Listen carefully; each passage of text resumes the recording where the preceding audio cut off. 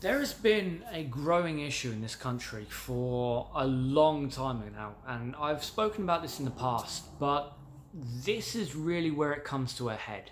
And that's lies in media and lies that politicians tell. Now, we kind of accept it that politicians will lie, and they do lie constantly, but there's no real ramifications for it.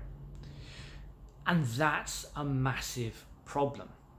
And the reason why that's a massive problem is because if there's no consequences for telling a lie, which a court in the UK stated this year that there's no legal ramifications for a politician who lies unless they're lying under oath. But because there's no ramifications for it, the majority of people won't accept the lie for a lie. Now, I say this because I recently had a long conversation with a friend of mine who's more centre-right than anything else. And he straight up does not believe that Theresa May halted investigation into the Brexit Party.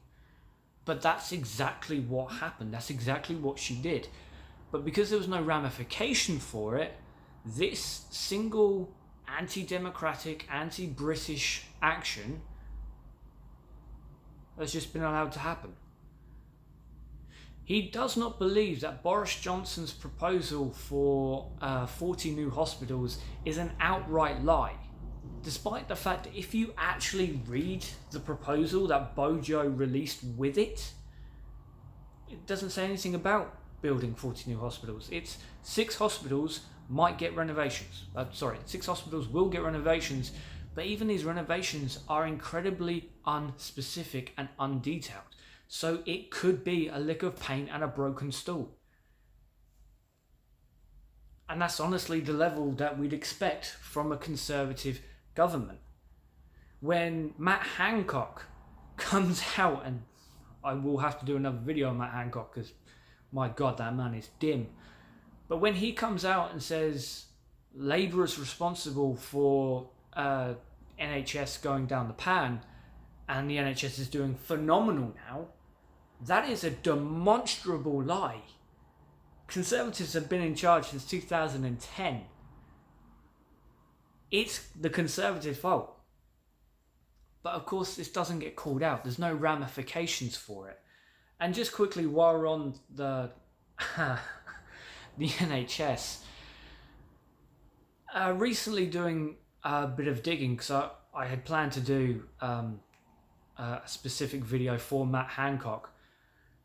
The European Union have poured a ton of money into my local hospital.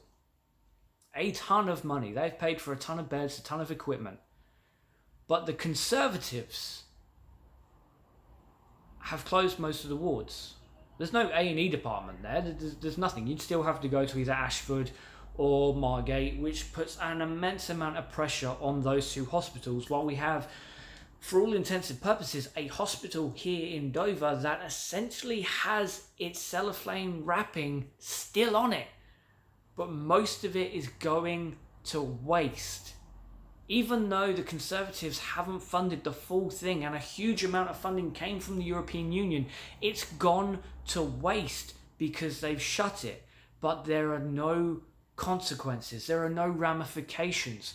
So most people will not accept that the Conservatives are to blame for this, and a lot of people will still vote Conservative.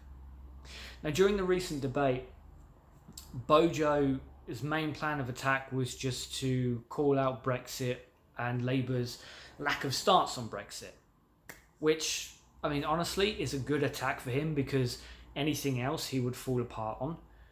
But the responses from Jeremy Corbyn and Labour's current strategy isn't good enough. Boris and the Conservative have in their camps some of the brainchilds and the people responsible for Cambridge Analytica.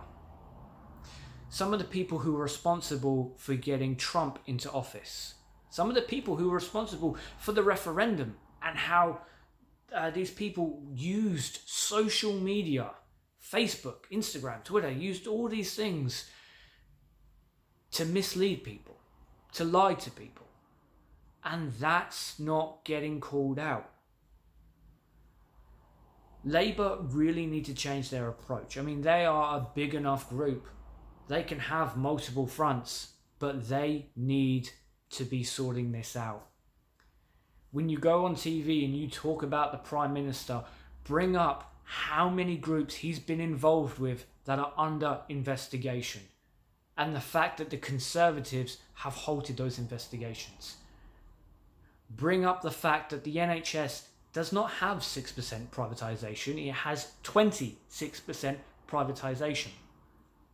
Bring up the fact that the man responsible for the NHS and social care, Matt Hancock, somehow thinks that 20,000 is a bigger number than 21,000. Constantly bring these things up. But right now, their current strategy just isn't working.